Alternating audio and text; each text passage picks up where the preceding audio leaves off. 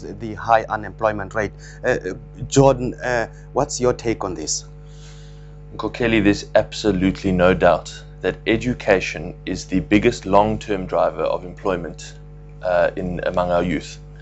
We have to fix education in South Africa if we are to have a prosperous future as a country. There's absolutely no doubt about that.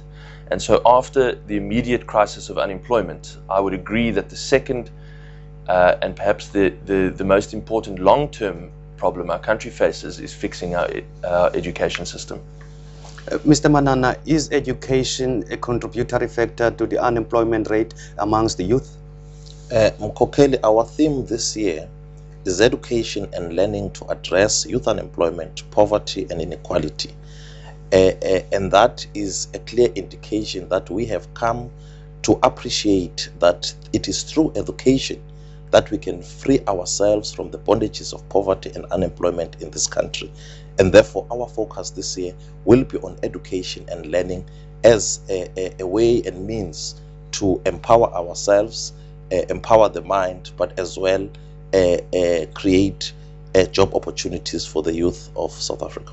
With unemployment the biggest problem faced by the youth, who is to blame? Is it government, the private sector employers, and or is it the youth themselves? No, Mkokeli, I think let's just go back to the issue of, I don't want to stay on the issue of education, but let's look at the example. Well, first and foremost, I want to say I hear a lot of rhetoric. I don't really see a commitment from government to fix our education system. And if we look at the South Korean example, South Korea has invested heavily into their education system. In fact, they've got a situation where the children go to school from 8 till 4 each day, and in the afternoon they're able to self-study under the supervision of teachers. This also, they're able to access Saturday classes. This has led to a massive improvement in their skills base. And from that massive improvement in their skills base, they've also had a huge economic growth. Now they've got the 13th largest economy in the world. And I think we must focus not only on the failures of government, but we also need a greater participation between government, the private sector and civil society to deal with this issue of a youth crisis. Jordan, we even find that graduates find it difficult to find a job. Is there something wrong with government, private sector employers, or where is the problem? No, the problem is definitely with government, Mkokeli. We can't, there's a lot of complex problems in South Africa, and education is a complex problem, but there are a lot of simple solutions as well, and government simply isn't doing those. We've got pupils across whole provinces like Limpopo and the Eastern Cape, many of whom I'm sure are watching this morning, who still in June do not have a textbook for the most important subject in their schools, like maths and science and accounting. They don't have a textbook. How can they learn? Their teachers, who are mostly unionized in unions who support the ruling party, are not at school every day. Most of them, or a large portion of them, come to school only 3 days of the week. There's no accountability from government for those things, and those are the things we need to do. Simple things that will have huge results in the long term. Mr. Manana, is the problem with the private sector employers or government? Mkokeli, the challenges that affect young people are very dire, and they need collaboration between government, private sector, civil society.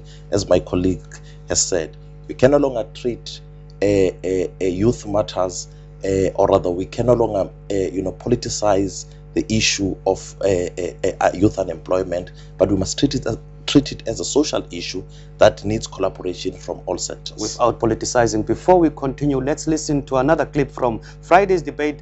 This from the DA leader and Western Cape Premier Helen Zille on the issue of a youth wage subsidy. She said all South Africans were constrained by the brutality of apartheid, black South Africans in particular, oppressive manner. But now there was a new threat. Last month saw a march of thousands of young people to protest against the economic shackles created by COSATU's opposition to the youth wage subsidy scheme. COSATU's stance, backed up by their violence, seeks to limit economic opportunities for young people, effectively keeping them in the bondage of unemployment, which we know is highest among the age group of 15 to 34, where it is over 50% in the unemployment rate, and in fact, out of all the unemployed, 70% are young people. The DA wants a youth wage subsidy. COSATU says never in its time. Why is the DA so persistent on this matter? Well, in Nkokeli, we don't say that it is the only solution to unemployment once and for all. We believe that it will benefit 432,000 young South Africans and give them an opportunity to get their foot in the door of the job market. And as we know, often when young people get their first job, get an opportunity to get experience in life and to build themselves up in the job market, then they're set and they're on their way for the future. COSATU is absolutely opposed to it, and we believe that's just completely unacceptable. It's a policy that us and the ANC agree on. It's a policy that was announced in 2010 by President Jacob Zuma in the State of the Nation address. And we don't understand how the ANC can sit back and allow COSATU to dictate national economic policy to it, especially in the dire situation we have with youth unemployment. Are you being dictated to by COSATU? Not at all. As Honorable Hill Lewis have said, the President of the Republic did announce this particular youth wage subsidy in the State of the Nation address.